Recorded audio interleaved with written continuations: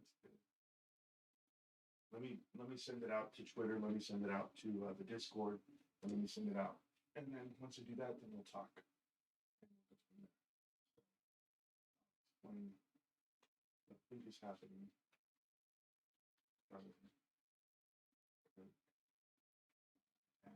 Candace. Send it out to Candace. Send it out to Alex Jones, is that his name? And, who else should I send it to? Tucker? Tucker Carlson? I don't know if he really cares, like if he's really trying to solve this crime. That's why it's without a doubt. FBI Cash Patel, right? So I'll send up Cash Patel and Dan Bongino. How about that? Send it to him. Who else should I send it to? Erica? You think I should send it to Erica? I don't want to bother her, bro. But I mean, I'm sure she knows like what's going on. But I'll send it to her anyway. I don't care. And I'll send it to Charlie. Yeah, you're right. Yeah, you're right. So I'm gonna send it to her, send it to Charlie, send it to Erica, send it to everybody. I'll send it to Trump, and I'll send it to Elon. Send it to Joe Rogan. What else I need to send it to? FBI? It's straight up FBI? Because they're not checking the @ right? So, all right. So I have this going. That's who we're sending it to. We're fine. All right. So I've sent out the bat signal. Let me get one more share of the stream, and then we'll get it going. Okay. So I'm gonna give you guys the motive. Some of you guys can see it on the screen right now on YouTube of why Charlie Kirk was assassinated. This is my opinion. These are all my opinions, no one else's. I have my own opinion about the whole thing. It's pretty amazing after you really start diving into things. I'm going to go here, go to YouTube real quick. I'm going to type in Z. Cohen Sanchez. If you guys do not know who she is, you will know. We're done here. We're going to talk about Z. Cohen with the guy with the hat. They claim all these guys are at the event. But this is not the interview I want to see. I want the interview with right here. This son of a bitch. Simply out organizing us. And I think it could be a combination of both, right? But what we've learned is that, at least what we know, especially from the Nick Fuentes crowd and the Groypers and these folks, right, is that we know that there is a male loneliness epidemic. This whole male loneliness epidemic, I don't know what they're talking about children again. Their target, remember, the target is children. And if you guys don't know, this is Z. Cohen. Jesse Waters called her a trans. I mean, it's pretty hilarious. She does have a child. She's also pregnant right now. But we need to know who she is, because if you're not familiar with what I posted about the Unfuck America tour and the issue that I'm having right now. And I've dug so deep now. You guys said, Rants, keep digging. Okay. You asked for it, and I went for it. And I found out why you have to stop Turning Point USA. Turning Point USA. Oh, I'm so sorry. I didn't even have my microphone going. Apologize, guys. Holy shit. I don't know if you guys could hear me at that time, but I'm with you now. So let me explain to you what's happening, okay? One, this is an opinion of mine as far as how this whole event happened, okay? So there was a New York Times article that came out, and it stated that Republicans and Turning Point USA essentially was they had registered 4.5 million young men to vote since 2020. So that canyon that you can't fix and you can't cover is the issue with the Democrats, right? They're never going to be able to fix it because Charlie's been, it's like a snowball effect. Charlie's been doing this grassroots movement for 13 years at the time.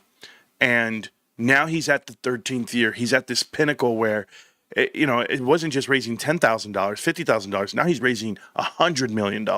Now the big boys are out to play. Now you have the full attention. Why?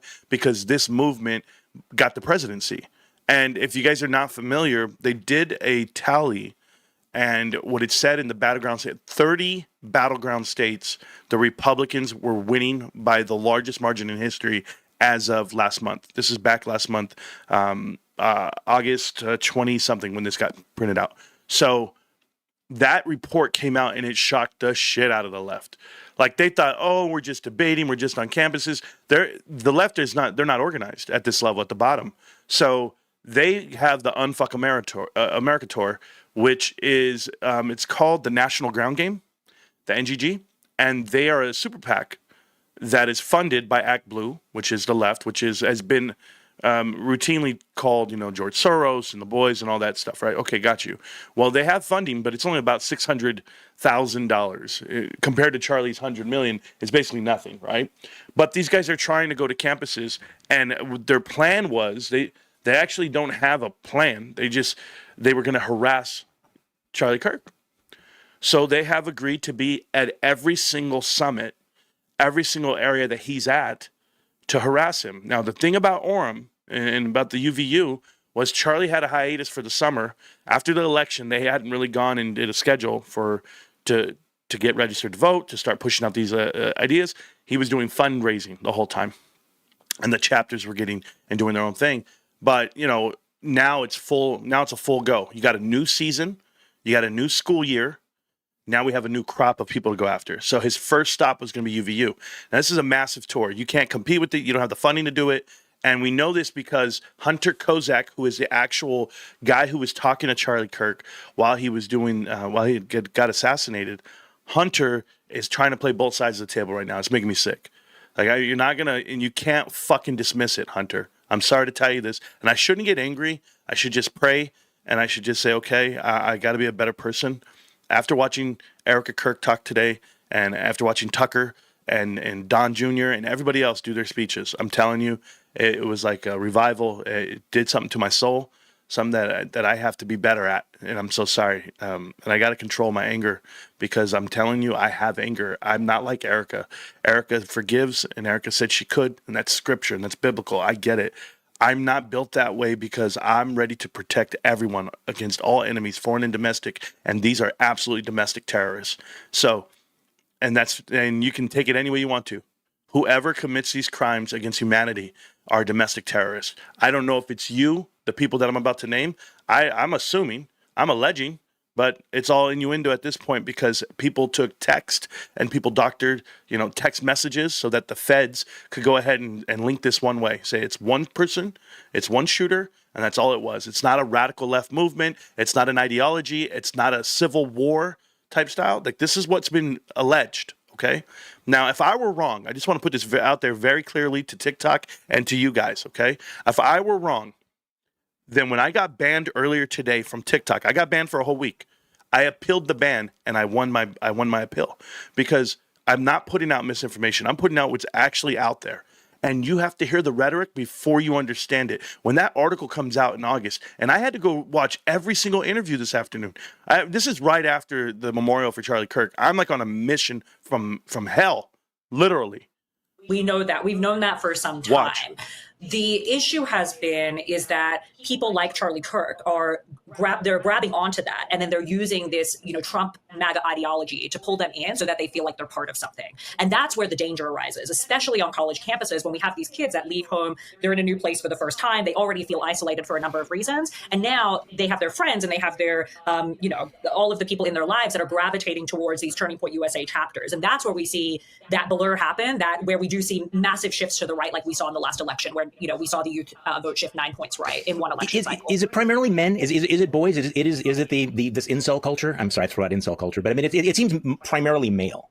It is primarily male, although it is dangerous for us to not look, I think, at women as well in this space. So because we are losing the youth vote altogether, right? So, but I do think it is driven by males at this point, at least.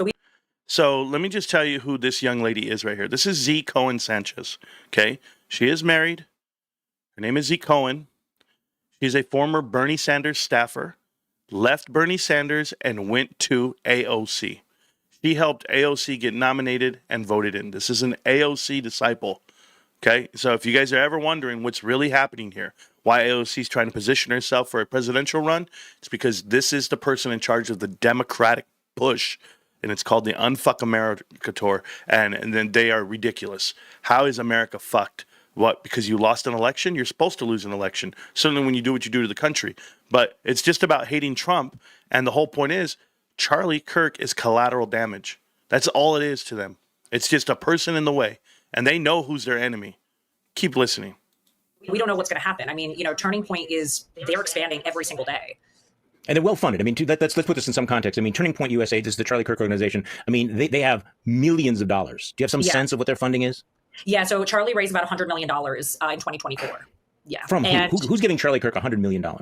So this is what I actually found to be very interesting, because originally I thought that all of these folks were just large dollar donors, right? Which would make sense. But no, actually Charlie has 500,000 individual donors, which that's a huge amount. And so it'd be interesting to see what the average donation looks like. But what we do know is that it's not just all individually billionaire funded. I mean, he does have a very strong base. I think if he lost those really big funders, they would still be taking over the game.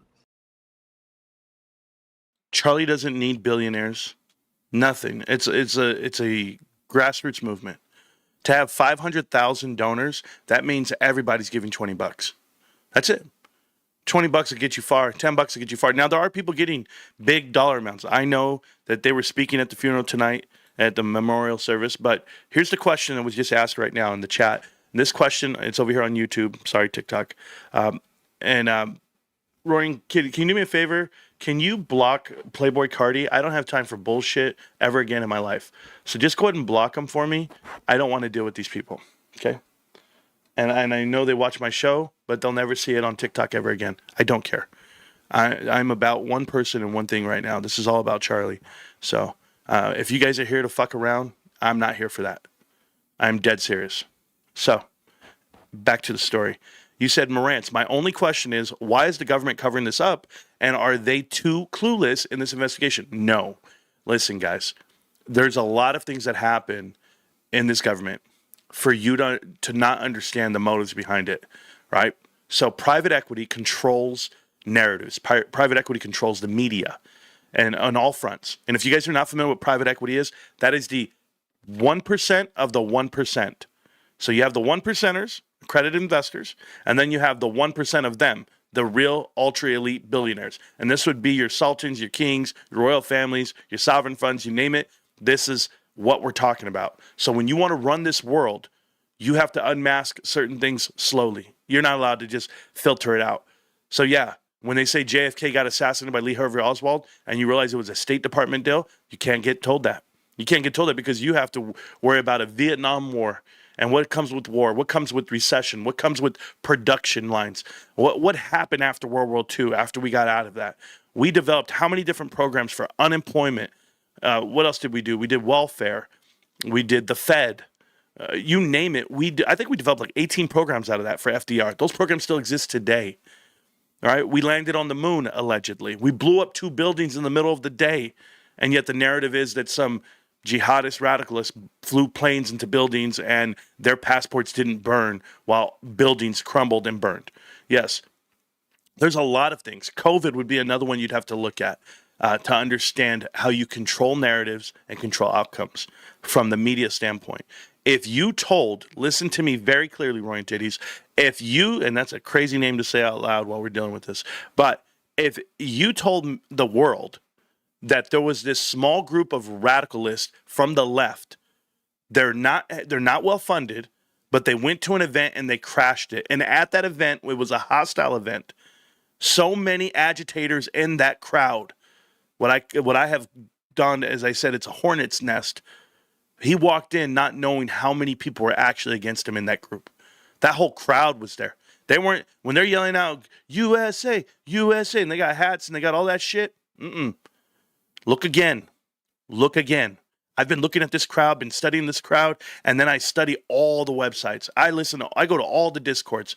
I read all the chat channels on Reddit, you name it, and you find out all they do is they were there to crash the party and harass.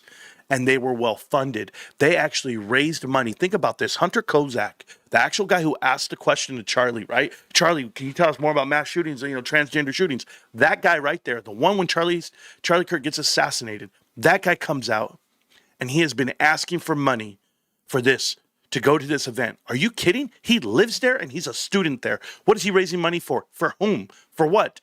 And he's also a spokesperson for the Unfuck America tour. Okay? So when you guys see D, Destiny, and D, this girl right here. So this is D right here. This is, I say D, Z Cohen and Destiny. These two. Destiny went on to Piers Morgan's show just last week, and he said it, plain as day. If you wanted Charlie Kirk to be alive, Donald Trump shouldn't be the president.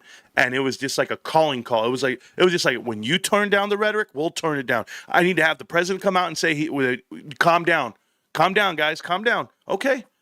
Trump doesn't do that. Trump right now, Erica Kirk, he's right after her. He's right there. He's saying, you can forgive him. I'm not. Trump is mad. He's pissed. He's ready to fight, right? Okay. Like a lot of people.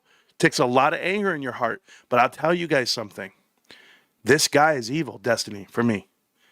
I saw him. I saw the devil myself on TV bragging and cheering about Charlie Kirk getting assassinated. He wouldn't denounce it. Watch. Watch this interview. This is Z and Destiny right here. Pay attention. Listen up.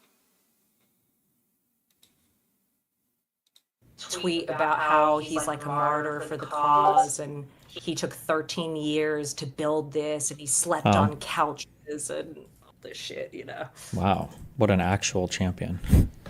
Yeah, a real champion for the people. He didn't talk about the fact that his first donor was Foster Freeze, who was a billionaire, but, you know, he skipped that part. Well, how much more? I don't actually know anything about Charlie's background other than the TPUSA stuff. What was he doing before then? Nothing. He was like 18 when he started it. Like, he was doing some, like, I don't know, like, the full story, but from what I've read online, it sounds like he was doing some, like speaking thing at a school, at either his high school or his, like, community college, because he had never actually went to, like, a real college. Mm-hmm. And I guess, like, Foster Freeze, like, found him and was like, hey, you're great. And then he started Turning Point USA. I guess he got like a 10K check from him to start it, or at least that's what he says. I think it was probably more than that. Okay. Yeah, so he never actually had a job. Like, he's been doing this since he was a kid. Okay. Can you give me 1 minute? I want to watch this clip just so my stream and everybody has context, okay? Yeah, watch it. I'm curious. Yeah, he never really had a job. You're right. Just $100 million falls into his lap. That's what it was. He wasn't going from school to school, person to person, brick by brick, talking it out. Now, Z, hey, Z, you're funded and you're doing well. You're connected with AOC, Bernie Sanders. I got it. That's who you are. You actually are the founder of the Unfuck America Tour. I mean, that's an amazing name. Unfuck America Tour. Am I saying that right? Unfuck America Tour. Okay. And the National Ground Game, which is your super PAC. I wonder how you learned about that super PAC shit. I really do, but then I don't. Here we go. Here's your boy, Hunter Kozak. You know he actually is on your flyer, right? He's on the front page of your flyer. See, they put themselves in this crowd to get this notoriety for this event. And yes, they may not have pulled the trigger, but a kid who watches them did. A kid who was, I can make everybody happy. This is how these kids work. I don't know if you know this about mentally ill children. Certainly the ones that dress up like, I don't even know, foxes and are in love with each other.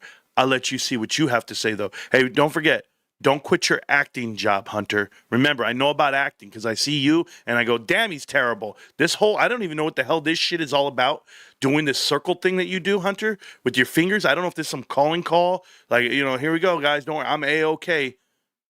Watch and learn. Debating with at the time of the shooting. That's what I'm saying. I feel like it was a setup. It had to be set up. The person asking was in on it. Yeah, they were definitely in on it. That's too obvious. All I'm going to say is the guy that asked about mass shootings was part of it. That was code word to take the shot. And right after Charlie said something about it, it happened. I was almost convinced that the person asking the question did it until I remembered that I was that person. Thank you, every single one of you, for your individual takes, because that's what we need during an ongoing investigation, is everyone's opinions about what had happened. I mean, so many people have been asking me, why did you say great to a yes or no question? Well, I was going to say, great, did you perform the statistical analysis without gang shootings? Because essentially I knew he was right, but that he also had the burden of proof. But actually, none of you guys even care about this. None of you guys care about the actual answer. You just want to have your pet little conspiracy theories. But why am I so pressed? Why am I so upset? I mean, they're online. Can't I just turn off my phone? Oh, I wish I could agree with you. There was a video with 500,000 likes on it on TikTok that said, get this guy. And then a reporter asked my governor why I have not been apprehended yet. And then the guy in front of me in line said, this guy was talking about transgender issues in line. And then he goes up to talk to Charlie, and all of a sudden it's about shootings? That seems awfully suspicious, doesn't it? Actually, Henry, the question was about transgender shootings. So because you couldn't listen, you felt like you had to tell millions of people that I look suspicious. Meanwhile, I was talking to the police like a rational and responsible person instead of going to the media. Because I was giving a statement to the police before most of you guys even knew that it had happened. And again, where has the actual harm been done? I mean, it still sounds just like comments, but it's a lot of comments now. I don't think you guys understand how easy it is to find people's addresses nowadays. I did not think that my phone number was that readily available. Okay, let's pause it right there because we got an idiot in the chat again. Hi, Michael. Welcome back. Oh, Marantz, you don't watch Candace Owens, so you don't know about what Nick Fuentes and what is it? How do you say it? Is it Gophers, Gropers? I don't even care what the hell they are. What do you mean I don't watch Candace? Of course I watch Candace. Can I tell you something? Like, you're this dumb, huh? Like, have you ever investigated anything in your life? Like, literally investigated. Do you know why when I do connect the dots, the stories, like, you hear them front to finish, and I'm able to string together all the info, and that's not normal. You couldn't do it. Do you understand what I'm telling you? So when you get trained to go ahead and tell the story, I'll tell you the story. Do you know why the bullets had references to things that would associate themselves with Nick Fuentes? Do you have any idea why? We're going to throw the blame elsewhere, guys. This is really elementary. Are you kidding right now? You got to be shitting me, dude. They got people out there making gun gestures at the same time that the shots are going off. Hey, guys, we got people saying they did it while the actual gunner's running away. And what are you? Are you gullible? Santa Claus is real, by the way. Don't worry about it. Next time you lose a tooth, put it underneath your pillow. You might find $5 with the tooth fairy. What else did you want to know, Michael? You're a fucking genius, kid. I gotta calm down. I already said he's the patsy. I already told you it's a sacrifice for the greater good. These kids are brainwashed. And you're over here. You don't even get it. You don't even get what this is, man. It's like it's so beyond you kids because you guys don't know about doctored info. The text messaging back and forth, that's not legit. That's the worst thing, but it's not even about the text messaging. You see, you, along with other people, even like Candace, would focus on the fact, this is the difference between you and I, would focus on the verbiage and the words and the timing and no timestamps. See, you're focused on what we call surface shit. What you're not focused on is the legality of it. It doesn't even matter. The fact that it's written in text makes it admissible in court. You can't dispute it. It's written text. It's not hearsay. Do you know how gridlock that is? In a case of proving something, it's gridlock. It's like, yo, we've got written text. There's no misinterpretation here, yet there's misinterpretation because it's written. Do you understand about text messages? Have you ever texted your girlfriend before and she read it wrong or you read it wrong? You're like, well, that's not what I meant, babe. Are you clocking right now? Yeah, damn kids, man. Dude, you need to get a profession that lets you become a graduate of like some investigative schooling, something, some credentials of some kind. Don't come to me with your bullshit. There's a whole different way I rock. Go watch Connect the Dots. We're on part 97 tonight. You missed 96 other episodes, the ones I've been doing for the last 3 years. Michael, you must not watch Connect the Dots. Keep watching Candace. Surface level shit, kid. Surface level. There's a reason why I'm talking about these guys and the motives. Article comes out and they acknowledge the article. Charlie's up 4.5 million voters.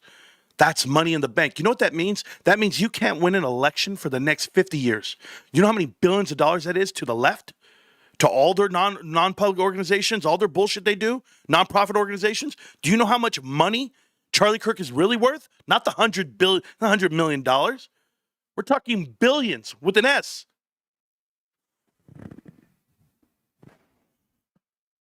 Came in late. And you know what? Don't tell me to relax because you know what's the craziest part, Michael? Is that You say that I don't know, I don't do something, or I don't know something. That's how you came in. You came in guns blazing. And if you're saying, oh, I love Connect the Dots, they're great. You watch the whole series, they're great. Then sit there and watch. Your input is going to be minimal. You're going to have this much impact on it. You're not doing anything but watching. You're not evaluating, dissecting. You're just watching. Anyway. Says here I was spot on with Big Lots. No shit, kid. I've called out like 20 bankruptcies in a row, and I was correct on all of them. It's really simple. Lift the veil. Show them who Wizard of Oz really is. All right, so pay attention right now. Charlie Kirk was assassinated, and there's a motive behind it. And the federal government, to answer the question of why you want one lone gunman, because the federal government would have a riot. And I'm not talking about buildings burning down and windows breaking. We're talking about a full-on civil war.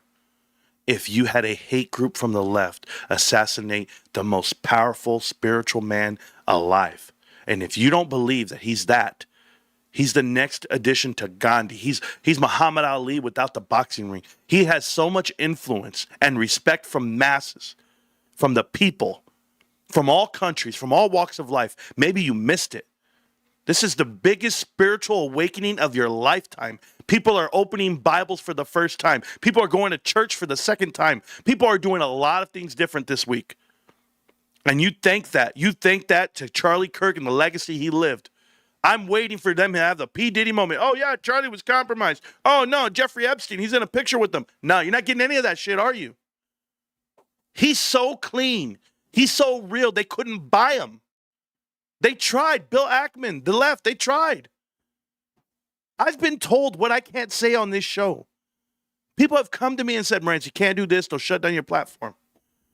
Because this is my source of income. That's it. That's all I've got, right? I got to eat, sleep, and breathe on this. That's it. That's all I've got. So then you see, what other talents do you have?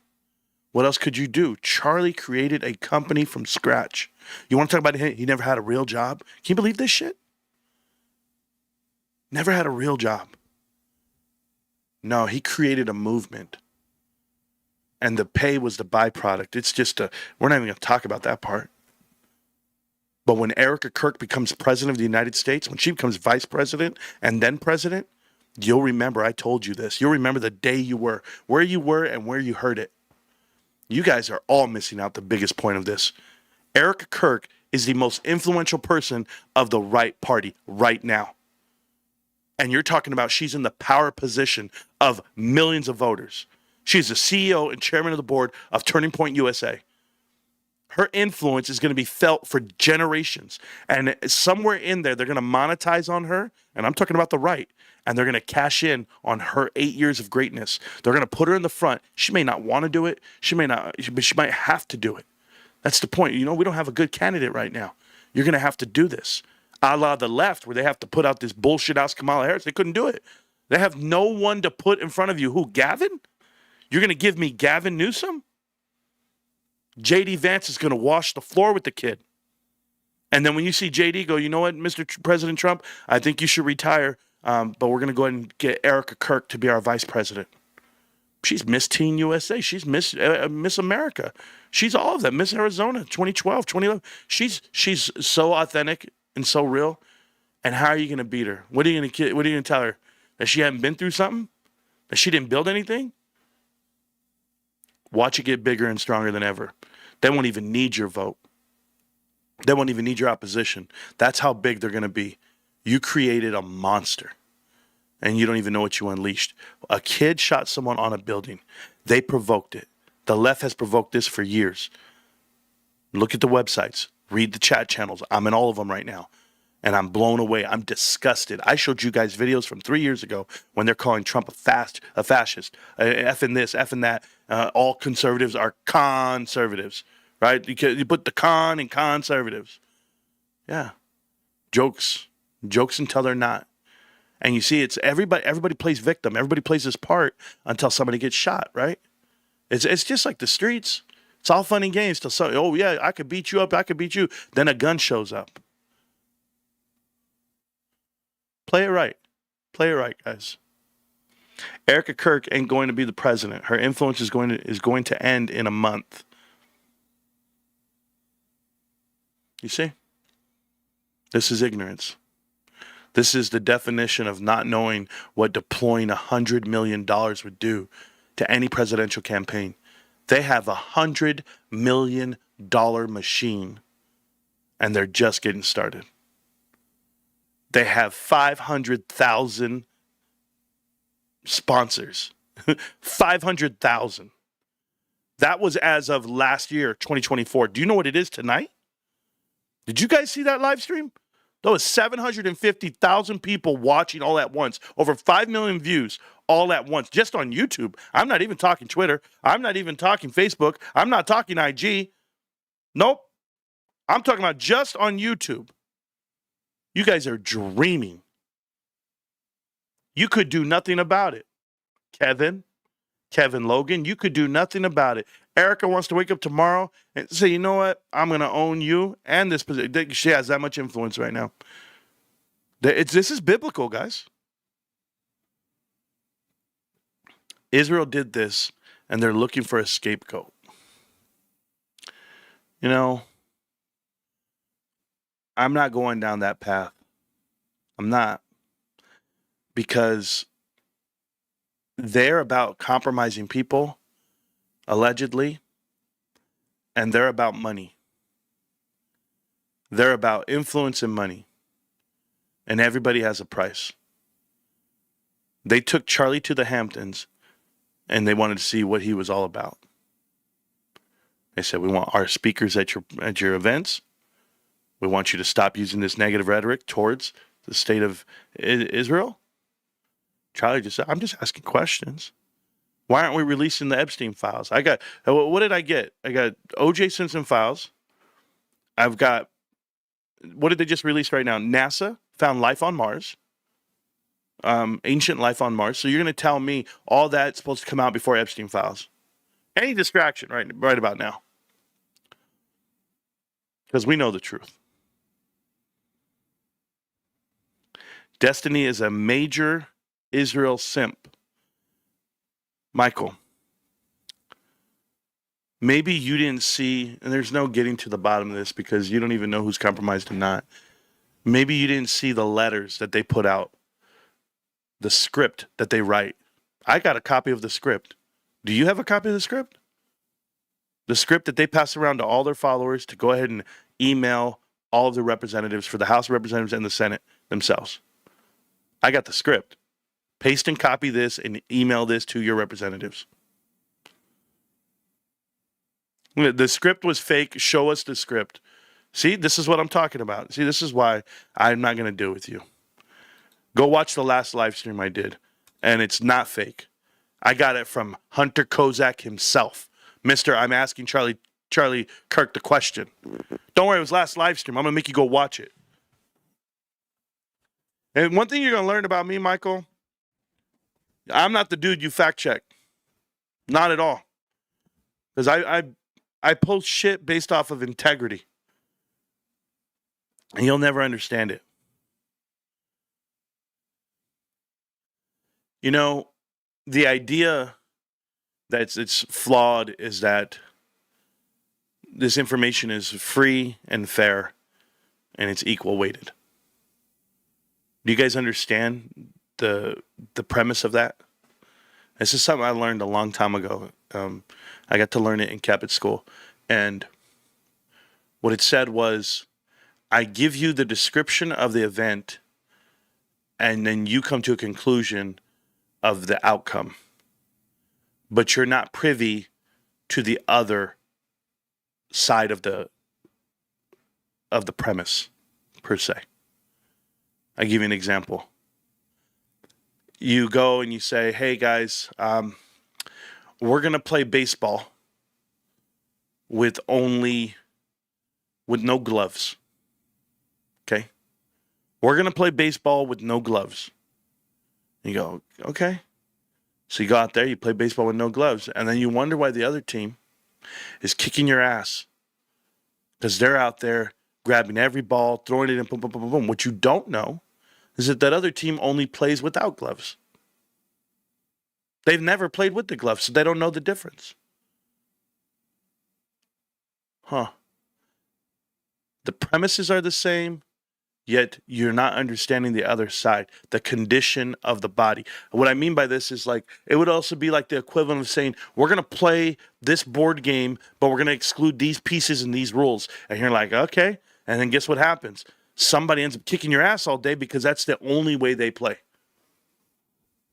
I'm saying this to you for a reason. Okay? This is the media. This is your world you live in.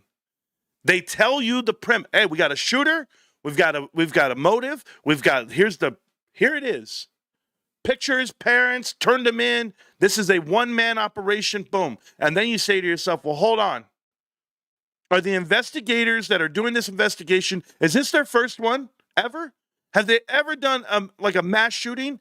Like you get to go ask these questions to local authorities, right? How many investigations have you done? Okay, you've done 20. Great. Were they all traffic? Because the number's the number. I've done 500 investigations. Cool. What's the premise? They're all murder? Or are they just traffic violations? You went to court for traffic. Oh, cool. So you're just a traffic cop. But you're investigating now the largest assassination in United States history next to JFK. I have these questions for a reason, guys. You have a director of the FBI who, yes, in spirit, wants to do the right thing for the country. Wants to expose the truth and not. But you don't understand the positions they're in, why they're compromised. Nobody understands Trump's cabinet, but the few, the proud, the people who actually do the homework. If you don't know who Scott Bassett is and why he's in the position he's in, and the influence you have, you get to be middle of the road. You're so rich that the positions, the decisions you make are only going to value and support people that are so rich like you. It's not fair. This is what we vote for. We vote for business. You know, I want a better economy. What do you want? I want a better outcome for me and my family.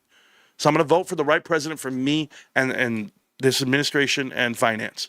Well, that's Trump all damn day. That's Trump, period. He's going to make this. He's going to do that. Trump gets lost in his speech. He's like, tariffs and all this shit. I'm like, what the fuck are you doing, dude? Support Charlie. Talk about Charlie. But you're not understanding the business mindset. You got an opportunity to be in front of people, so you're going to talk. You're going to be a politician. You're going to politic. What you're really seeing right now, guys, and I'm just being dead honest with you, with this Charlie Kirk assassination, you're seeing the inept. You're seeing it right now. Kash Patel is out of his mind. He has no idea what he's doing. And I say this respectfully. Dan Bongino, the same thing. You guys don't get it. They are creating a story to make someone a martyr, to uplift and hold up Erica and use that. They're using it as this new bulletin board material to recruit more people and promote more things right. I'm just telling you the way it is. This is exploiting what's happening today. But I'm still at the back seat. I'm still at the other side. Why are we letting them get away with it? Why are we not directing it towards the left? Why are we not interfering? Because this is what you call collateral damage. This is just the casualties of war. Charlie Kirk is that. And Charlie meant so much more to people and to the stance and to things than they care to give him credit for. Some people understand the connection. Some know how to take advantage of this moment. That's what they're doing. I feel this way. I'm not saying it's right or wrong. I'm just letting you know what the temperature is when you walk in the room. It's just the unsaid thing right now. People are afraid to say the truth. You say the truth and you lose friends. You say the truth and you lose a following. That's it. I wear the hat proudly. I go to Trump events. I'm a MAGA till I die. I vote Republican. What the hell, guys? But I didn't want to see Charlie Kirk get assassinated. No. But who benefits? The right benefits. The right benefits more than you'll ever imagine. The sacrifice of one. Sacrificial lamb. That's all it is there right now. And it's fucking terrible, man. It's terrible. And I'm not saying it's the right fault. That's not where I'm coming out with it. I'm saying how you exploit it when it happens. And if you're not willing to hold people accountable, then what the hell are we doing? We're just going to blame a 22-year-old kid and say this is where it's at? Those kids who talk this way, remember this whole freedom of speech, freedom of assembly, freedom of the press, the First Amendment, right? We got to protect the First Amendment. Not freedom of consequence. You don't get away with stuff. You just say it and then there's no consequence, right? I saw people get fired. People getting fired for celebrating the death of a man. Yeah, it's inhumane. It's sick. And it's somewhere in there, there's like a moral compass that you're violating. But I'll tell you something, guys. I saw people get fired for not taking a COVID shot. Where was the uproar? You didn't see it. You didn't see anything because you had a different president, a different presidency, and they were in charge. Could you imagine if the roles were reversed? How disgusting this country would be? They riot, they break down, they burn, they kill. Literally. You're never going to get me to see it a different way, guys. I'm all about right and wrong. I'm all about right and wrong. Good versus evil. Christ versus the devil. And Jesus Christ is my savior, so I'm fine. I'm not innocent. I'm not like perfect. But I promise you, I strive to be better than I was yesterday. So there you go with your hate in the chat, okay? 38,000 FBI agents on the payroll. How many of those are black hats? Good question. I don't know. I don't know who's against who. I know that what was said was that Patel was having, Cash wasn't getting the information and it was being withheld from him. So this is how I feel like people are holding back the narrative. Like they're trying to control what is being said and how it's being said, because if not, you would have a full-fledged. I mean, how would you feel if 9/11 happened and you said, well, wait a minute, finance, there was the dot-com bubble, people were overextended, people were naked shorted shares, and the whole economy was upside down bullshit. So what do? We destroyed the whole financial networking and all the paperwork to go with it. How would you feel to know that? Wouldn't it, like, you wouldn't trust anything or anyone? But they made up a whole thing, and then they made a war out of it. How many people died because of it? You want the truth? I mean, it's been 25 years, guys. I want the truth. Who has the truth? They're dying. They're dying right now.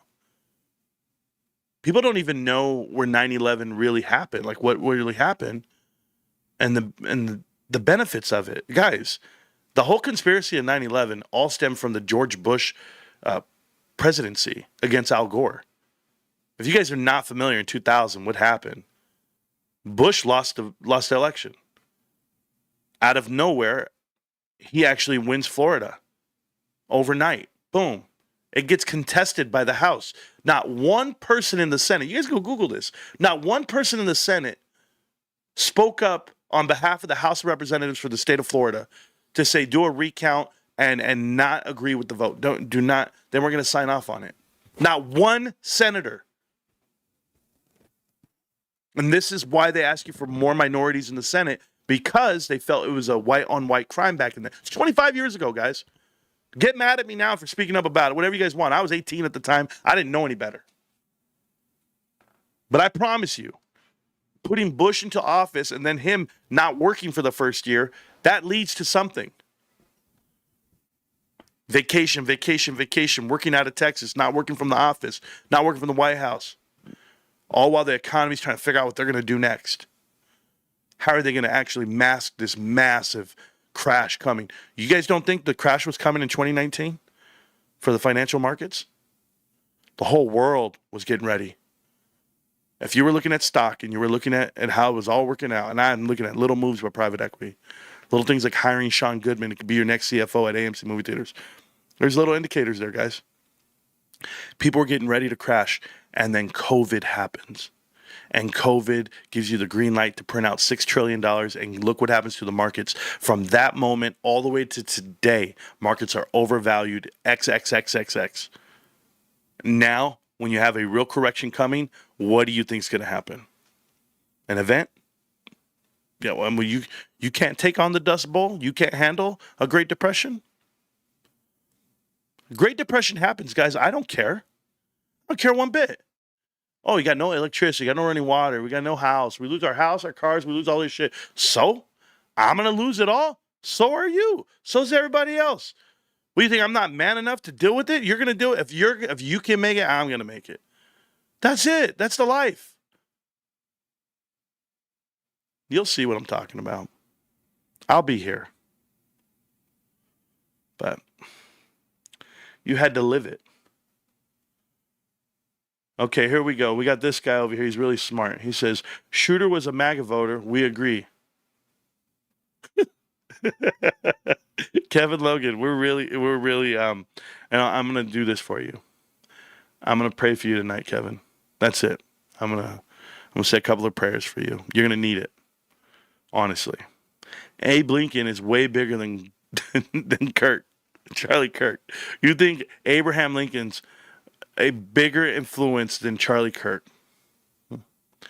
Abraham Lincoln had an effect on a couple of million Americans at the time of his passing? What was the U.S. population in 1862 when he got assassinated? What was the population? Because I'm going to let you see 8 billion people that are affected by Charlie Kirk right now and the power of Christ. That's what I'm going to tell you. I don't think you have any clue as to the influence that Charlie Kirk is on everyone's day-to-day, every man, woman, and child in this world. You have not seen what's happening around the world. It's like you're oblivious to the internet. You know why the Democrats are so broken about Charlie Kirk? And this is part of the motives, guys. I talk about this in the video when I'm watching Hunter Kozak here. Because the reason why the right and Turning Point USA wins, and why you guys get to see Ben Shapiro, Candace Owens, you see Jesse Waters, you see Benny Johnson, you see Kurt, you see Charlie Kirk, you see all the guys, right? You see everybody that leans right, that is anti-progressive, and that has a Christianity footprint in a way. Where this is their motto, this is what they push. Exception of Ben Shapiro, he's way over the top for his ideology. But they all have the same message. You see, the part where the right wins is because the algorithm has been taken over by the right. With every video clip, with every influence, it's there. The left can't win. The left has too many issues. The left is they've got as many issues as genders, okay? And when your message is that, you're never going to win the online game. So they knew they can't win the online game, so what do? What do? They start smearing and fighting and infighting. This is the Nick Fuentes problem, okay? Nick Fuentes has no footprint. He has no source of funding, but he's an absolute, for the lack of a better term, neo-Nazi almost, right? And I'd hate to use that term onto somebody, but that's what he's been labeled as. No, he's just really right. And I mean like really conservative, like super to the extreme. He's not a good guy. I saw him talk about Charlie Kirk before he passed, and then after he passed, now he wants to hit a little bit of middle ground to get some more people on his side, to get a little bit of a following. These people all try to come in and take over the step. But you can't, because it's not real, it's not organic, it's not led by Christ. That's why you can't do it. Charlie's movement is beyond just politics. It is a spiritual awakening, and that's the problem. That's the problem with the left, and this is why you can't resonate with this message. There's no authenticity to you. You're not authentic, Hunter Kozak. You're an actor. You're here trying to say outrage and oh, you guys knocked on my door, and you can't even get mad the right way, nor sad. That's why you're not believable. So Kash Patel was a DEI hire. Is that what you said, Kevin? No. The thing, and don't leave him there. Leave Kevin Logan there. I love this guy, Kevin Logan. I want to talk to him all night. No, he's not a DEI hire. Trump does this thing where he hires people that he trusts. You see, when there's an attempt assassination on you, you don't trust people. Okay, you're surrounded in a room full of people that you think probably want you dead, and you don't know who to trust. Well, here's the problem. Here's the problem that I have with all you guys. Who shot Trump? What was his name? Quick. No? Was it Timothy? Do you know his parents? Do you know his story? See? You know more about the person who had committed assassination on Charlie Kirk than you do the guy who actually took a shot at our president. And I think the person, Mr. Timothy? Is that his name? Timothy Kirks or something like that, or Crux or whatever the hell his name was. Thomas Crooks. There you see, you guys know his name. I don't know his name, bro. Crooks, Tom. Yeah. You know what's the crazy part? Is that this assassinator, this so-called assassinator of Charlie Kirk, has no online footprint. Nothing. The feds, well, he doesn't have Facebook, he doesn't have a TikTok, he doesn't have this. I'm like, you think you don't think? You don't think it's a by proxy deal? You don't think this is the set? If you could scrub the internet with who you are, yet your ideology stems from Charlie Kirk's hate messages, well, then how were you watching them on a burner phone? You never made one comment. You never went to one event, one comment, nothing. It was just, this is the one. I'm going to drive 4 hours to go assassinate someone because they pissed me off online. Like, think about how dumb people think this really is. I can't take it anymore. You can't negotiate this hate. I could hate you till the day I die, bro. I could hate you all I want. I'm never going to kill you. I'm never going to take your life, and I'm never going to think it's possible that I could get away with it and that I would want to do it. Because I have a heart, I'm a human, and I love life, and I respect life. I don't even like punching people. It hurts me to punch someone because oh my God, I'm really hurting this person. Like, if I was fighting a guy like Kevin Logan, right, and I'm just fucking digging into his ribs and his back and his kidneys, just full on sledgehammers. He's going to feel it for months. He's not going to be able to piss. He's going to be pissing blood the whole month. He's going to be in there like, fuck, babe, I should never mess with that guy. He kneed me in the face. When I was down on the ground, I couldn't even get up. He just walked over and kneed me again. And his knees are fat, and his legs are thick, and his fist, his hands, they're like Wreck-It Ralph. He just rocked the shit out of me. That's what happened. I'm just saying. No, I hate doing that stuff. I don't like hurting people. But people like texting me while I'm live. Apparently. Crazy ass shit, bro. Anyway. We've been fed BS. Yes, Warren, that was the point of the stream. Keep listening. Be available. I genuinely did not. But I cannot tell you how many people have knocked on my door over the last 4 days. It has lightened up. No one's knocked on my door today, but the day after, oh my goodness. 30, 40 people knocked on my door. Most of them were journalists, for sure. Not all of them. You need to get arrested at FBI. Thank you for tagging them because you think that they're checking their Twitter mentions. Firstly, my first and last name has been on every news publication in the world saying I'm a UVU student.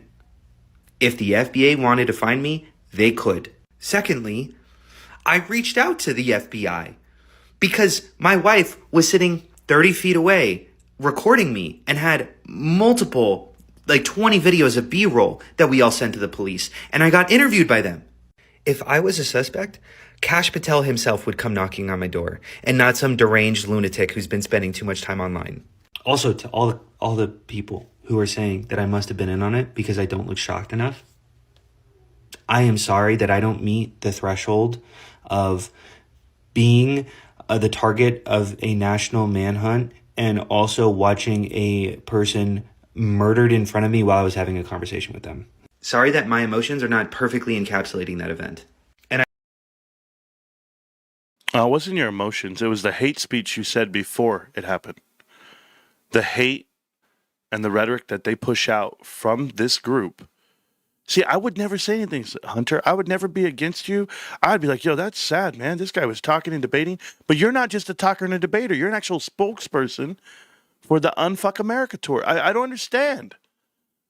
You and Zeke Cohen. You know Zeke Cohen, who we were just talking about earlier, who's partnered up with Destiny, this political streamer who's anti-everything. She had the chance to step away and not associate herself with Destiny after he made an ass of himself and got canceled on every platform. Just this week, she had a chance to step away. Do you know what she did? She put him on her tours, front and center with a microphone, and said, go out there and do it. You know how many people show up to these events? Practically none. But that's not the point. The point is that she's doubling down. She's doubling down on the hate rhetoric. She's doubling down on the violence. She's doubling down on the bullshit. And she gets to be the scapegoat. She gets to be the, oh, they call me trans and make fun of me, girl. That's it. You're the victim now. You, Hunter, prove me wrong, Hunter. Prove me wrong. Do me a favor. When I see you at an event for Unfuck America, okay, and you're not the spokesperson for this whole new movement because your life was changed, because you almost got assassinated along with Charlie Kirk, right? He got shot and you were just like, oh my God. We didn't know this was going to happen. We didn't know that our group of hate is here today. The evil's in the room. You guys planned that out. You guys took funding for it. You personally, you campaigned for it and you got funding for it to harass Charlie Kirk on his own turf and to confront him. Your words, not mine. Oh, what's going on over here, Kevin? Are you still sad about the beatdown? Bro, do some push-ups. It might not hurt too bad. And I know I'm not the only one targeted. Because there was a guy with like a baseball cap who was like itching his ear right before it happened. God forbid a guy itches a ear. And then there was a guy online who kind of looked like the picture who debated Charlie Kirk like a year ago. And people were like, let's post his full legal name online. Even if that is the guy, all you're doing is alerting him. Conspiracy theorists targeted at least 6 or 7 people who they thought was in on it, and none of them were right. And that's not enough people. Remember this. I don't care if we tag 2,000 people, the 2,000 people that were there. I don't care if we accuse every single one of them until they're investigated, until they're cleared. I don't care. Why are you so mad at the fact that they are pinning it on other people or including everybody if you're innocent? When you're innocent, this isn't the shit you do. You're not doing this for clicks, kid. You got no issues? It's not you. You think fighting back on a TikTok stream to get 200,000 views, 200,000 likes, and how many views on this video? A couple of million? I've been there in your live streams where you brag about how many followers you have on TikTok. Yeah, because that's notoriety. That's credibility, right? But that won't stop the new batch of just asking questions. Like, I am being harassed while I am currently cooperating with the FBI. And I am now of the opinion that anyone who harasses individuals during an ongoing investigation should be tried for obstruction of justice. And I'm not even a little bit joking. You guys just want to be the hero. You want to be the hero, but you're actually just getting in the way. Okay? Because there are trained professionals who have gone to school for this, who are working for this, whose their job it is to find this guy. I want. And you. Let me stop right there. Let me play that back one more time, okay? Who have gone to school for this, who are working for this, whose their job it is to find this guy. And you losers who are in the comment section with your own fun little speculations, you are actively getting in the way. How about they invest? I'm just going to let everybody know. There's not a single person that has an idea and or of speculation and or to ask a question that's getting in the way of this investigation. One, I'm not talking to the FBI. I'm talking to you right now. You choose to click on the videos or not. That's the first thing. Second thing, you said that they're trying to find the man who did this. If you don't listen to yourself, you don't know who did it, right? Is there are trained professionals? I'm a trained debater. You're a debater. You are all about nuance of debate. What is a trend? What are the numbers? What are the mass this? Okay. So let's do this one more time, Hunter. I'm going to act as dumb as you. This video came out the day after the assassination of Charlie Kirk. No one has been announced. Nothing has been said. Who, whom, what it might be. Who have gone to school for this, who are working for this, whose their job it is to find this guy. And you... To find this guy. Maybe you're just that stupid. Maybe you speak in generalities. Maybe we just use titles. How do I identify? I identify myself as tall and handsome. Those are my pronouns. What is his? This guy. Maybe this thing. Maybe you don't know who it is or what it is, or maybe you do. Can I do that? Am I allowed to jump to that conclusion? This guy. The real motive, just so that we're clear, of why Charlie Kirk is not with us anymore is this article right here. This article in the New York Times. The Democratic Party faces a voter registration crisis because the party is bleeding support beyond the ballot box, a new analysis shows. And it shows you all of it. It doesn't even have to name Charlie Kirk. But do you know how I know that they associate this with Charlie Kirk? Do you know how I know that this is what they're worried about?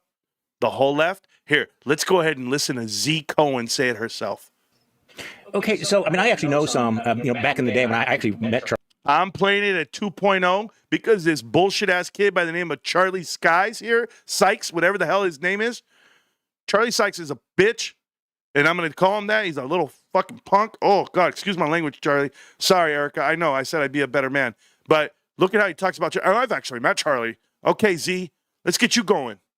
Okay, so I mean, I actually know some, back in the day when I actually met Charlie Kirk once. I was on a panel with him, and saw his operations at CPAC. And I think at one point I described him to an associate as the kind of person that a 70-year-old right-wing millionaire thinks would be able to appeal to young people. In fact, he has been. So I want to just dive down on this question. So you have a male loneliness problem. A guy like Charlie Kirk, whose appeal is not self-evident, and let's make it very, very clear. The guy is, college dropout, not the sharpest stick in the drawer. What does he say to young men why they should align themselves with Trumpism and MAGA? Does he say that it's okay to be masculine, that it's okay to be men? I mean, where does the trad wife stuff come in? I mean, stuff that was not even on the far reaches of the fever swamp, that men should encourage women to be submissive. I mean, where is this coming from, and how does it work? So this is what's very interesting is that I feel as if this narrative around, like, I don't know if maybe your viewers have heard that recently Charlie told a 14-year-old girl that the only reason to go to college is to get an MRS degree, right? To essentially go get married. And what's interesting is that Charlie didn't used to have this strong of a rhetoric, because I think that overall he still wants women to come to his organization, right? And when you start sort of using that type of language of okay, well, your only point to go to college is just find a husband and forget the career or whatever, that is going to isolate some women from his movement. But I think that what they're finding is that because they're giving these people, all of them, not just men, but all people, sort of a place, it is less about what he's saying and more about just giving them that community and that space to grow. So, like, for example, when we were talking to a lot of the kids at the Student Action Summit, we said, well, what draws you towards Trump and what draws you towards Charlie Kirk? And most of them told us that they don't really think Charlie's cool, and they actually don't really care that much about Trump. They more so think of this as like a vacation for their friends. They get to go out of town, they get to go to Tampa, go on this vacation, they get to network, so their parents encourage it. They get to meet girls. Yeah, they get to meet girls, right? Yeah, that's what it was. That's what Charlie promoted, meeting women. That's what it was all about. Student Action Summit, by the way, is like the Super Bowl for this movement. And Student Action Summit was actually in Tampa Bay, Florida. And you saw the kid Charlie Kirk, not Charlie Kirk, but you see this other kid, Hunter Kozak. He actually got his press pass taken. His actual thing got taken away. And he went to the table and lied to get back into the summit, because Charlie Kirk kicked him out, and he disguised himself in a Charlie Kirk hat, the same one, and started asking kids questions about Donald Trump, and he's harassing people there. It's a very good event to go to if you're a young person that is of conservative beliefs, Christian beliefs. It's a good summit to go to. So, but we'll go ahead and keep listening, because, guys, don't worry. I'm going to play it at 1.5 so you guys can get to the nuts and bolts of this. It's somewhere in here. I don't know where it's at, but it's in here. We'll just keep listening. Why not? I like to hear people bash Charlie Kirk. I love to hear it, because then I know who to call the enemy. Z. Cohen Sanchez. And so it is very much an ideal setup. And nobody else is doing this. There isn't an alternative on the left that they could look and say, oh, well, I could just join this other organization that's doing it. It doesn't exist. So I think that it's less about, the Trumpism and really about any of the policy, and more so just about that. It doesn't exist. Okay?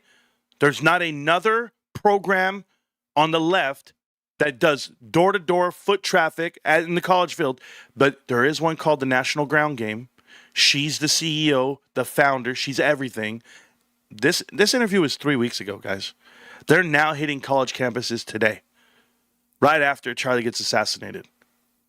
I heard you mention this on another podcast where you said that there really is, going to your point, that there's no alternative. So there are no progressive. I mean, my view of colleges was, of course, there's progressive club for everybody, but there's not really an infrastructure, and Democrats in terms of like organizing doesn't exist or is like weak. No, not in the way that not in the way Turning Point does it. I mean, there are Democratic clubs, I'm sure, on many campuses, and not all of them, but I'm sure many of them. But the problem is that they don't have that Turning Point infrastructure. So they're usually student led and run. There's not usually like a structure to them. There's not like a shared goal, things like that. So I don't think that people gravitate as much towards it because they don't have this like, oh, let's go on vacation or let's go to this networking event together. Nothing like that, as far as we know, even exists.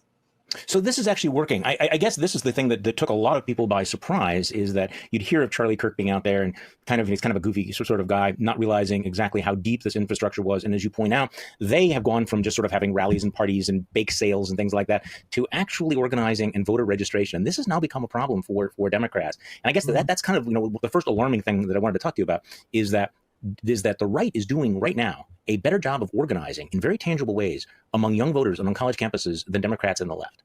Yeah, absolutely. It's not even comparable. And the thing is that, not even comparable. I mean, and the thing is, I've been sounding the alarm on our voter registration program for a long time, for about 2 years. I've talked to the DNC about it. I've brought it to different state party chapters. And I was worried because initially what got me sort of thinking like that this was a big problem was that, we do voter registration drives and GOTV all over the country, like my own personal firm. And every time I would send in canvassers to go to these areas, no matter where it was, I mean, deep red, solid blue, swing states, doesn't matter.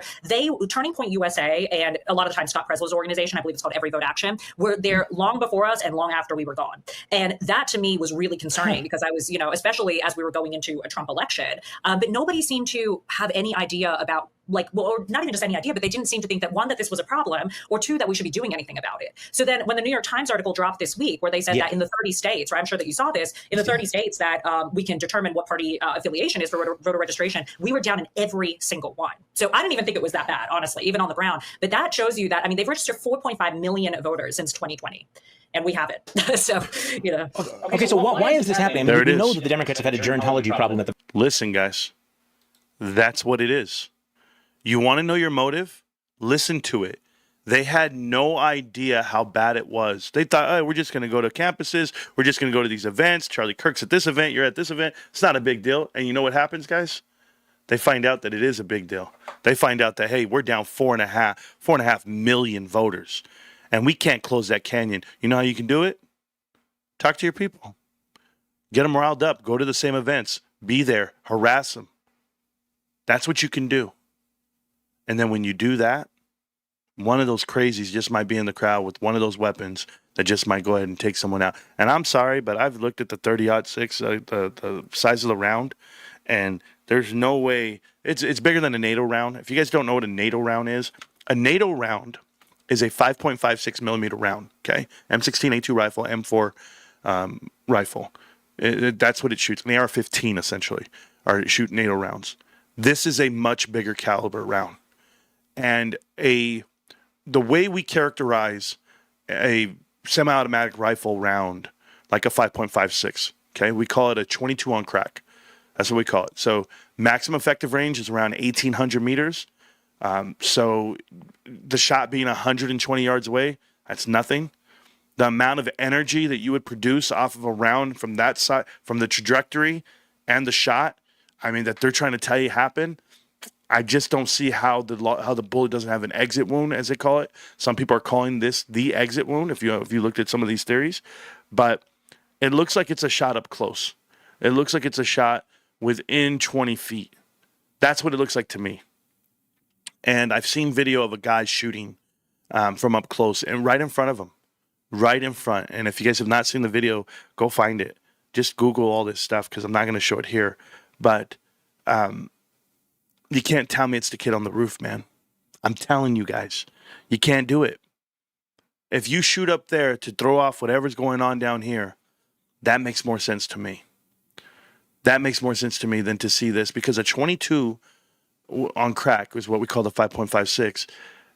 What it does, it's meant to immobilize you. It's meant to go into your body and bounce around off of bones. That's what an M16 rifle does. That's what they call it, NATO rounds, okay? It's built for that. This round that he shot, allegedly, it's a massive casing. It's so much heavier, so much heat. It's just a hotter round. There's no way. I don't believe it. and I won't believe it, and I don't have to. But I'm showing you every reason why they have this narrative right now. The world has this. If you guys are not listening, they lost the election. They're going to lose every election after that. And then now they have this new ground swelling of foot traffic, of foot soldiers for the left. And that tour, the Unfuck America tour, which is a terrible name, by the way, is up and running right now. And guys like Destiny and guys like Hunter Kozak and numerous other people are the spokesmen of this tour. I showed it to you guys. Go check out my Twitter. Go check out TikTok. I've shown it already. I've been doing these videos in depth. But now that I have the motive, because I heard it from Z. Cohen Sanchez, her mouth herself, she's the leader of this. And the fact that she's on the campaign team for AOC, see, there's things that happen in politics that I can't explain. Like, I can't explain the rise in stardom of Barack Obama. Clearly should not have been president. He came from nowhere just to go and steal it. He's a very eloquent speaker, yet there's still so many unknowns and ruin the country. Well, to go from that and people wanting to feel good about hearing things rather than doing the right wrong, we're going to do the hard right than the easy wrong. That was the problem. That was the problem. And I don't have a problem with him winning presidencies over McCain and Romney. Like, I get all that. But when you have somebody like Donald Trump come in, Donald Trump's a jackass and a half. All right? He's my guy. He's a terrible dancer, terrible public speaker, but he uses a lot of logic when it comes to being an American. America first, and you know what? He gets his patriotic flag on, and he's going to go save the troops. I'm down with them on all that shit like that. I think his foreign policy is some of the best foreign policy in the history of history. Me personally. Domestically, man, he loses me sometimes. But that's just the nature of it. I'd rather have him than Kamala Harris any day of the week. But I want you guys to see the narratives of what's being pushed out right now of one person being the shooter. You listen to me. You guys asked the question, and I've been answering it in every which way.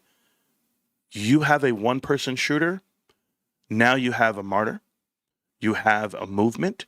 And you have an election won for the next 40 years because of Erica Kirk and her survivor story. Turning Point USA is motivated. They've encapsulated everything that you could ever want from a movement, and they're going to maximize profit off of this event. Everybody is. So yes, you want it to be one shooter, and you want it to be, hey, here's the sacrifice for the greater good. Charlie Kirk. That is what you want. That's the story you want, and that's the narrative you want. That's the spin you want. You guys want the no spin zone? If they ever said it was more than one person, if they ever said it was a conspiracy, if they ever said it was another hate group, if they ever said it was the left, it was extremists from the left, hey, it was these guys, now you got a problem. Now you got a civil war. You have a real problem on your hands because you would see militia take it to the streets. You would see not another friendly protest. And I'm not joking, guys. I'm not enticing violence at all. I'm just letting you know the truth of it. You would go out there, and there's some extremists out there on both sides. And Nick Fuentes might even get, riled up because he's a whole lot of talk. He's no action. He's a talk guy. But a lot of these kids prefer the talk guys so they can get motivated to do the things that they're not brave enough to do on their own. They need that motivating factor. And if you don't believe it, then go to your local gym and see who needs a coach. Oh, why do you have a fitness coach? Because you won't do it yourself. You need to be told to do it. It's the same thing on radicalizations. And when you're out there and, hey, you won't do it yourself, but if you're told that, hey, if somebody would just take out Charlie Kirk, it'd be a good thing for this movement. We hate him. We hate his voice. We hate what he has to say. What he stands for, blah, blah. You idiot. You kill him. You just went ahead and magnified everything on the other end. You just lost the election for the next 40 years, and you don't even know it because our generation is young enough to remember these 20-year-olds are going to be voting for the next 40 years. You're fucked. Now you know the narrative, and now you know why the State Department needs to keep it the way it is. This is why. So before I keep digging into the hole, before I keep looking at Hunter Kozak and Unfuck America Tour and Destiny and Z. Cohen and Josiah and all these guys on the left that are pushing out this narrative, guys, listen. they're going to go out there and try to get a footprint. They're going to try to get a following on social media. You're in the biggest battleground of your lifetime based off of who you give your viewership to and who you actually take serious. So I wish you guys the best of luck with this. Typical mob move, inside job. Almost that way. It's not that it's an inside job. That's not how I see it. What I see is once it happened, how do we maximize and profit? How do we monetize this event? That's what I see. That's what we call damage control. That's where the PR people come in. You get the publicist, you get the machine going, you get the algorithm machine going. Next thing you know, you have a production that you couldn't put together for your lifetime, and it only took a week to go ahead and put together. Did you see that shit today? The most amazing memorial service of your lifetime. Concert, movie. You don't understand it, do you guys? Let me explain to you when I knew what I was watching. I'm watching in faith of the Lord, my Savior Jesus Christ. I'm dialed in spiritually so much right now. I'm good with that. Can I tell you where I was like, oh shit, this is propaganda. When they're showing videos of Charlie Kirk with Erica doing the voiceover. She's doing her own promos for this event, for this unit, for this chapter. I'm not saying it's a bad thing. That's not what I'm saying. I'm saying how you're monetizing for it right now. You're making the movement. You're fighting the fight. Now we're in a fight. And the fight is recruitment. The fight is awareness. It's not a bad thing for her. It's not a bad thing for Turning Point USA if your goal is to make it bigger than ever. But understand what it is. Because that's what it is. It's like, hey, here's how we can do this. And we can put it out there and we can get eyes on it and people are going to love this part. Let's get it. I mean, we're talking about edits and clips of his speeches. Perfect. With the music in the back. Everything was so well produced. The whole function that I was just in shock. I was in awe. Like these are not 20-year-olds running Turning Point, going to college students and going, here, sign up and let's register you to vote. No, that's a full-on production. That's next level concert that you guys, this is bigger than Trump rallies. This was so much bigger than that. The way it was formatted, the way it was set up, and the presentation of it. And they knew how to monetize on YouTube. If you saw the YouTube feed, they made millions of dollars in donations. They also put at the bottom, go ahead and donate and you get a free Charlie Kirk bracelet. Like they knew how to, like, could you imagine? Yeah, guys, okay, we're going to sell bracelets online. All right, let's put the header at the bottom. Okay, we got that. Okay, we're going to go ahead and do this. Here's our stage. Here's our setup. Here's this. Okay, musician on now. Here's what we got. I mean, think about it. There's so many moving parts. It's bigger than a Chris Brown concert. Bigger than Taylor Swift concert. The thing is amazing. It was amazing. But you have to know from like a creator standpoint, like how much that takes. Regardless of this video led to him getting shot, do you really think that they could compete? Turning Point is a monster. No, Corey. I don't think they can compete with Turning Point at all. Turning Point's bigger than anything. Erica Kirk's the biggest person in America right now. The most influential person for any decision that's going to happen with the right. More influential than a lame duck president, Donald Trump. More influential than J.D. Vance, the vice president. Erica Kirk. She comes out, she has the full army dressed in God's armor. Like you guys don't even know what it is. It's that real. Erica can come out and be like, here's what we're going to do in the name of my husband. Boom. And there's foot soldiers. And there's more than just the 4 million they're talking about registered voters. We're talking about hundreds of millions of people across this world. Charlie was everywhere. He traveled for 13 years, passing the message of the Lord and you know what? The divine and politics. And I'm just telling you, you guys they don't even know, but I know the right knows. I know the RNC knows. They know exactly what they have. They have a vessel for their message. They have the golden goose, and it's Erica Kirk. Did you watch today? Here, I'm going to be a content creator for you for a minute, okay, guys? Pay attention. Erica Kirk, before she went live, you knew that you had RFK Jr., you had Tucker, you had all these guys, right? Look at the viewership. It was 500,000 the whole time, 560, 580, 590. Hey, the minute Erica went out there, it bumped all the way to 700,000 plus, and she held it. She's talking the whole world wants to see. The minute She went off and Donald Trump comes out, that shit went down to 500,000.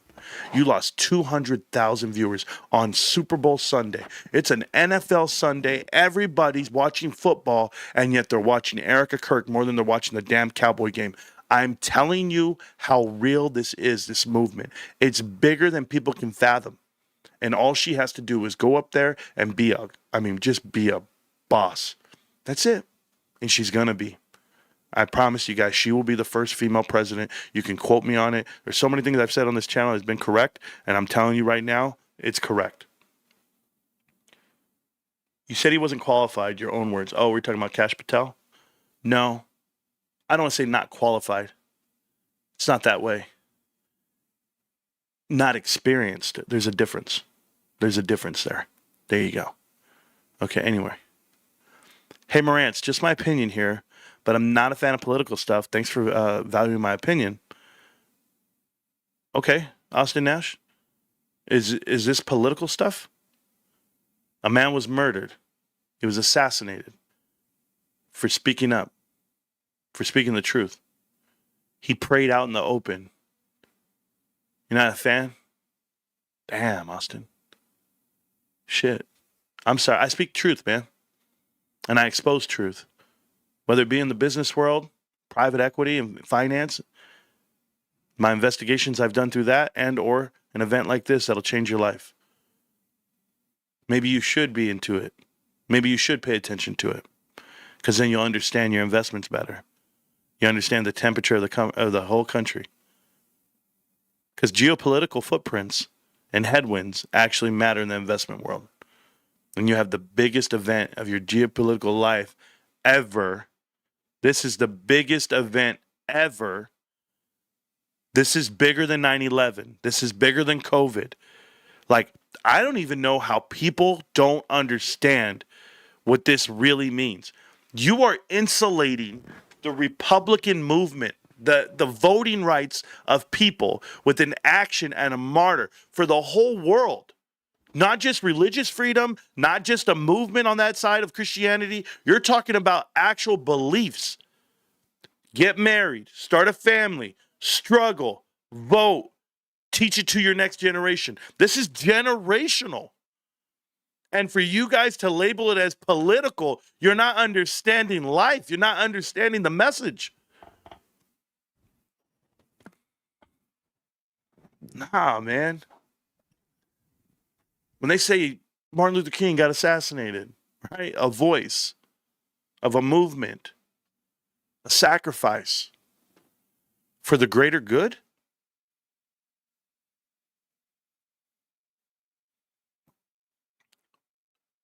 Charlie's so much bigger than you guys are really thinking. And you'll see the impact it's going to make onto the people for decades to come. It's going to make an absolute impact on votes, on outcomes. All of his friends are going to get promoted. All of his friends are going to get elected. All the people that supported him and he supported, they're all going to win.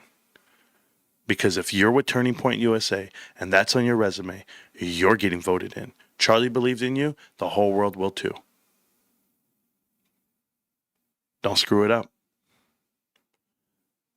Austin Nash, this is a very important national event. Don't think of it as political, just a disaster that we need to learn as much as possible what happened. Thank you, Minty Fresh Turds. See, there's some responsible adults in the room. I appreciate you, man. Barack and Big Mike. Oh, bro. Bro, that made me laugh, bro. You guys gotta stop that shit. Yeah, I was gonna be like, yo, bro, I gotta get going, man. I got work in the morning. I'll be right here with you guys. This is my work. This is my job. YouTube and TikTok. That's it, man. Grinding it out with you guys. I actually did a lot today, though. I cleaned up the garage. Well, I haven't cleaned it completely. My garage is massive. It's a 3-car garage and a lot of storage stuff in there. And I'm going through it all, getting rid of stuff. My trash cans are full. So I got to wait for trash day, which isn't until about Wednesday morning. So they're full. So I just got to wait. So I'm doing laundry right now. I already got 2 loads done. I'm trying to tell you, men, how to be men. I'm doing 2 loads of laundry. Cleaned up my bedroom, going around there. That bedroom's massive. So I got to go in there and start cleaning up and putting things away. I'm cleaning out one of my closets over here. I started putting stuff away in black and yellow totes. I have like 24-gallon totes, 40-gallon totes, and I'm cleaning up all my son's stuff. My one son moved out, my girls moved out, but I have a lot of stuff there still. So I just store it in storage containers, but it cleans up what I'm trying to do, because I'm gonna be building some stuff in the house. I'm gonna be building a sound studio in here. I have like these little things for soundproofing the walls, but it's not enough. I want a full-on panel. I want this panel. The roof already broke, right? The roof caved in, whatever. I got to fix it. So my room is actually hot and humid. The office. I have been hot and humid in here for like a week. I'm sweating. I'm swamp ass, bros. But the roof is broken, and so I'm getting all the heat from the attic. It's coming into the room, and it is bad. It's bad. It's hot in here. But you know what? It's the life I'm living right now. You know? I think God's testing me, testing my resolve. I got some really tough news, and then, I make choices in life, and I live with my choices. I never shy away from that. But it's the news in between the choice. Like, sometimes you think you're gonna get something's gonna happen for you guys, and everything's gonna be okay, and it doesn't happen, and you're like, damn, man, that sucks. Okay, what's next? What's the next obstacle or hurdle you got to get past? But as long as you have a partner, like a wife, like I have a partner. My wife is the best person in the world for me, and I don't think people. You got to have a different mechanism. You got to have a different level of thinking, because when you're defeated or when you feel like you're being beat, you have to look for the wins. You got to look for those small wins in between. So that's what I'm doing right now. That's what I'm doing. Egg cartons make for great sound insulation. Roaring titties. I can't afford eggs or egg cartons, bro. I don't have extra right now. I gotta pay some bills, and I'm saving up some money for something very important. Some people forget that this channel is called Morant's Rants.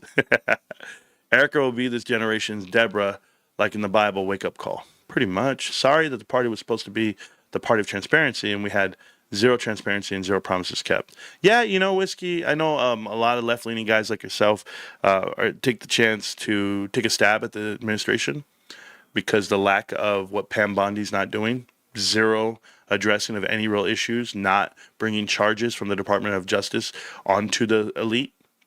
I've seen Adam Schiff get called a criminal. I've seen multiple people get called criminals based off of what their interference was with certain doctored events and timelines, and nothing happens, right? I had Doge come out, Department of Government Efficiency come out and say they saved all these dollars, and that they found all this waste, and they found, so and so was funneling money to this organization and that organization, and then I hear things like that, but we just stopped the largest crime circle of trafficking children and this and that, and sex crimes and blah, blah, blah. And I'm just like, what are you talking about, bro? So, I don't give a shit about any of this right now. You know why? I'll tell you why. It's not that I don't care about the kids and sex crimes. I care about all of that. I do. And they go, we just have proof that Hunter Biden was funding, and so was, Joe Biden. And I'm like, okay, where's the arrest? Where's the arrest? Where is the take them in cuffs, storm the gates? Where is it? They took Trump, got a mug shot. They put his ass in the back of a car. They charged him with 10 different felonies. Not that he got, charged with anything. These guys got pardons. They got preemptive pardons with an auto pen. This shit's crazy. I mean, all I got to do is live in the Virgin Islands and pay millions of dollars, and I can do whatever I want. They're bought and paid for over there. The governor, Arthur, will just take any payment.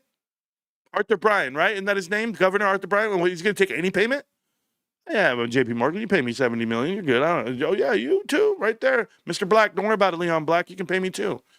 Yeah, have sex with all the kids you want. Not a big deal, apparently. Pam, Bondi. But what are we doing? Cash Patel, what are we doing? Dan Bongino, what are we doing? No, we're just names and titles. That's what we are. Dr. Ben Carson had the best speech of the whole thing. Next to Tucker Carlson, Dr. Ben Carson, you guys should listen to him again.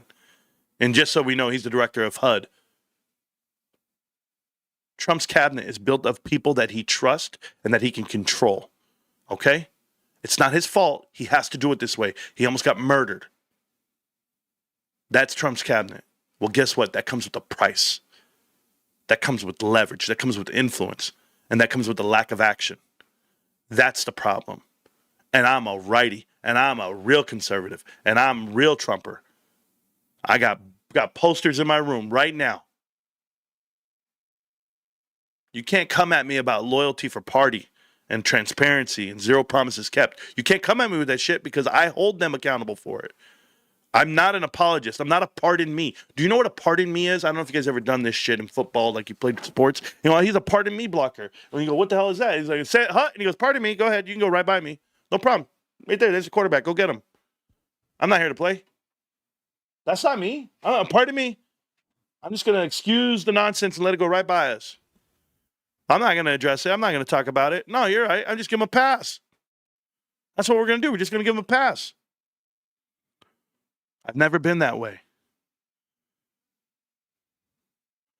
I forgot eggs are a luxury. Sorry. Yes. Zero rest pisses me off. Me too, bro. Me too. 100% on Mr. Carson. You got to see Dr. Carson. It was amazing, bro. Will we ever know why Biden pardoned himself, his son, and Fauci? Yeah, Sergio. The hell, you got to spell it out? You got to spell it out? Yeah. Why does Tony De Niro wipe off his mouth before he goes live every day? Hope I didn't leave any on my mouth. I got to spell it out. I'm really excited about the warrants. If the people don't know, Marantz does. There you go. So let's talk about warrants for a second. We're going to change up this stream right now. You guys don't know, it's Marantz Rants. Here we go. I got to give out this this announcement before I start this. First thing I got to say is this, as I talk to the crowd and the crew here. One is welcome back. Welcome back to Marantz Rants. Plenty of good information, a little bit of motivation, a whole lot of truth, no financial advice. I want to thank all the supporters of the show for this last month.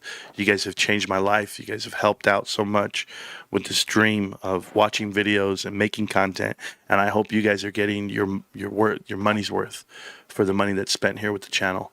You know, you guys, a membership with the channel is $3. That's all I've ever put out a cup for is $3. It's 10 cents a day. And I hope I give you entertainment. I hope I give you education. And I hope I give you a whole lot of motivation for those 10 cents. But I just want to say thank you in advance to the people that actually are part of the crew, Team 51, that support us and what we do. That being said, I want to talk about what I plan to do with this new financial instrument being released October 3rd of 2025.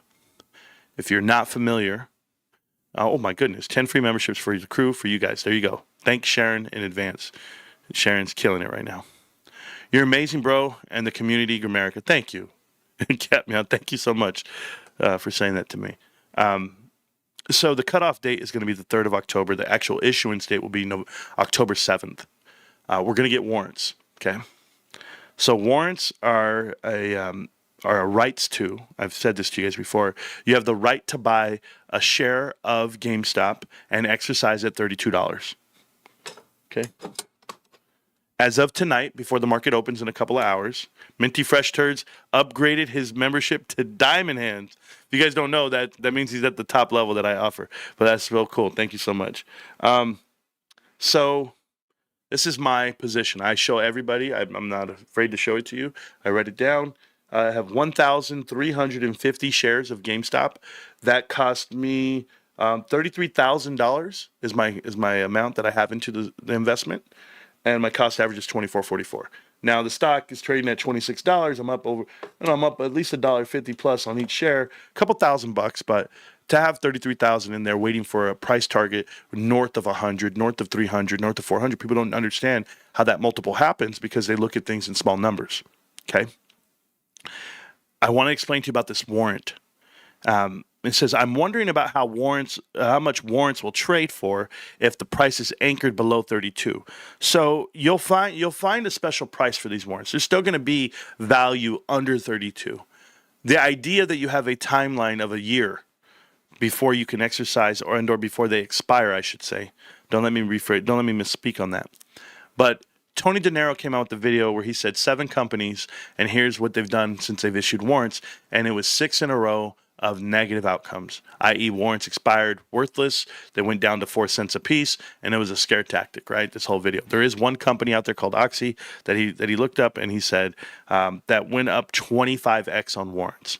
But it's a 4-year window, and the company went up in value, but yet people did not exercise. Up to 40% did not exercise, even though the warrants went up 25x, because warrants were worth about $2.50 at the time, and then went up to $50 all the way up to 25.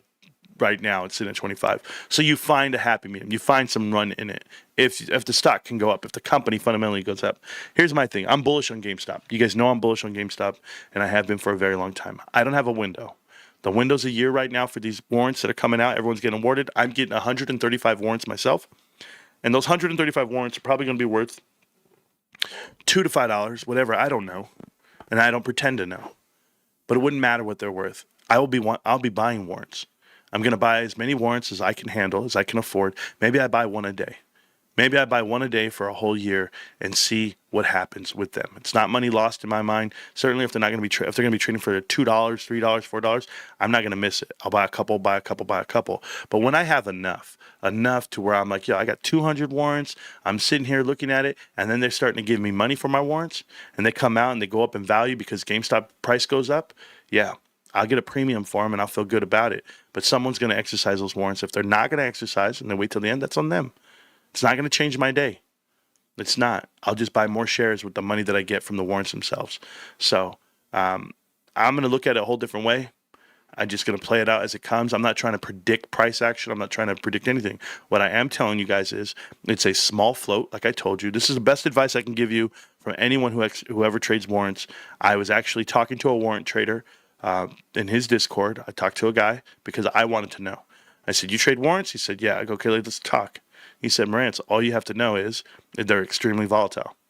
And I was like, what do you mean? He goes, listen, it's a small float. It's 59 million. That's all they're going to give out. Guess what happens with that? It swings, and then they're violent swings. He said, people might not be ready for those swings. And I was like, okay, that makes sense. For me, it makes total sense because I'm ready. I'm ready for everything. I'm so conditioned to the ebb and flows of markets that I don't care. Volatility doesn't scare me. I have the stomach for the market. I have the brains all damn day. You can have the brains. You know how to do deductive reasoning. You know how to do simple arithmetic. But if you don't have that stomach, you're not going to be able to invest. You're not going to be able to make money. And that's it. So GameStop giving out this token to you, this token to a ticket to ride, essentially, because they're going to go out here and they're going to kick ass. And they're going to do some real damage. I think the stock of GameStop is going to go up and to the right. And I think the catalyst is going to be fundamentals. And those fundamentals, when they release the numbers for the powerpacks.gamestop.com, the new website, when they release the numbers of revenue increase based off of collectibles, the growing segment being collectibles, the overall retail dollar going up, the fact that GameStop had $972 million worth of revenue last quarter when they shrank in stores from the year previous to now 1,000 stores, what does that tell you? How the hell do you have an increase of 33% revenue and you actually shrank 1,000 stores? That means your percentage of revenue is actually even more. Dollars per man hour, dollars per capita, all of it. Dollars per square foot. Every metric you're measuring is going to be bigger. GameStop's bigger than people are telling you because it's not reporting the numbers the way they want to see it. It's cyclical. It's what we call annualizing on a number. When you annualize on a number in a program, you benefit from it. You need to see increases, guys. Well, guess what? Go to GameStop and do the damn homework yourself. Go take a card and go get it graded. What happened? It cost $10 more. It costs $5 more for shipping, $10 more for the transaction. Well, do you know what $10 is on top of 15? That's a 60% increase. And it doesn't cost GameStop anything more. They're just owning up on the margin itself. So as they maximize on margin for this quarter versus last year, full fiscal wrap of the program, the identity, the adoption, you now have a dollar that's scaling up and to the right. And it's going to be much more than Wall Street can imagine, because Wall Street doesn't cover this stock. Wall Street doesn't investigate this stock. Wall Street doesn't consume this stock. Wall Street's not at GameStop looking, eat, sleeping, and breathing it. You eat, sleep, and breathe and shit GameStop if you watch this channel and you follow it. And I do.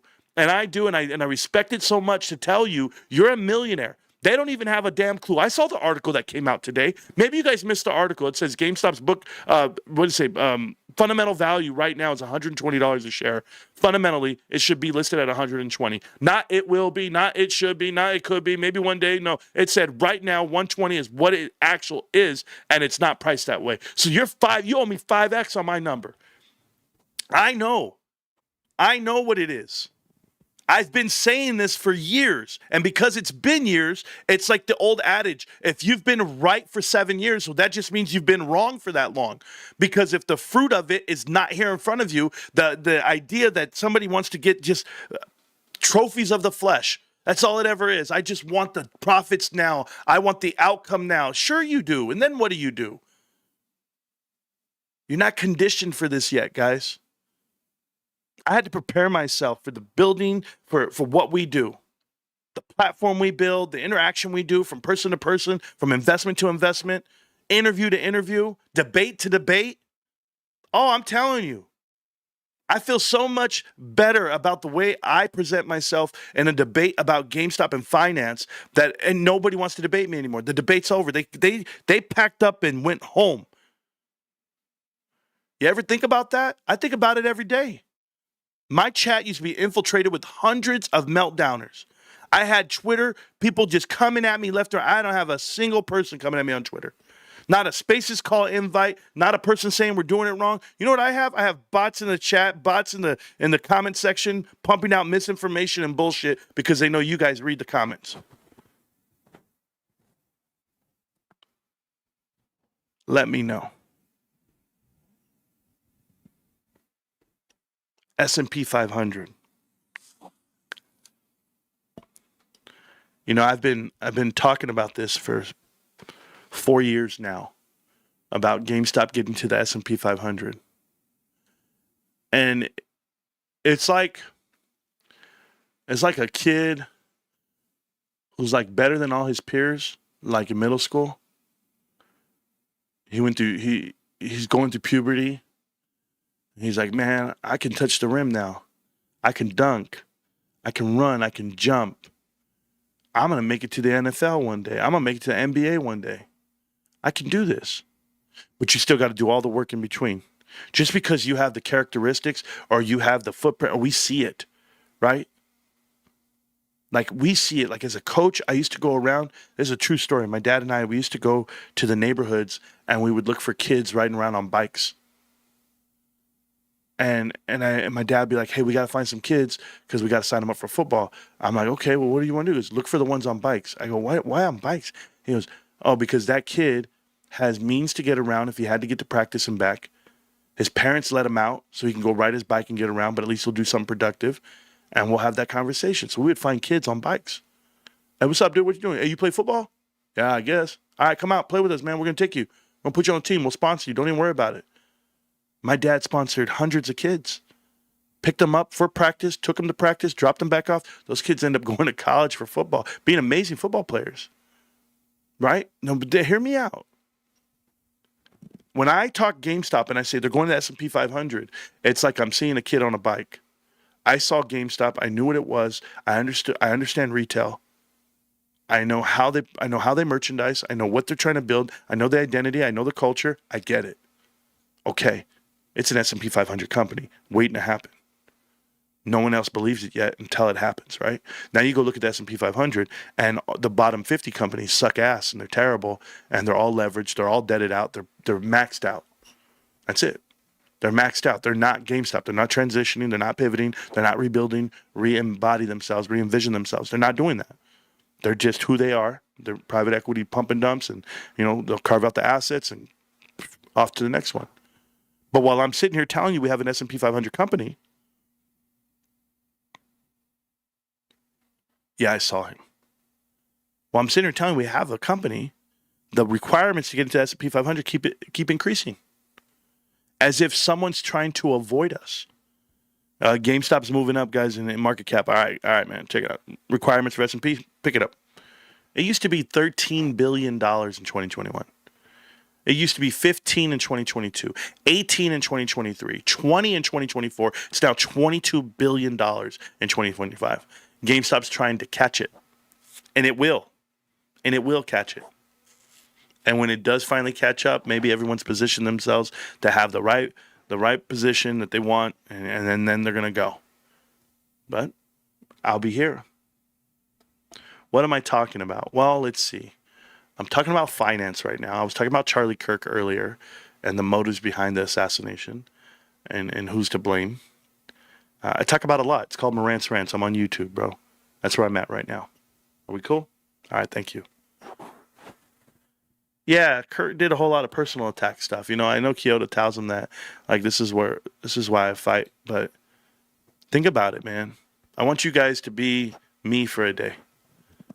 You go online, you put out some really good information, you educate thousands of people about GameStop and the movement and why we're here and what we're doing and what the company's doing.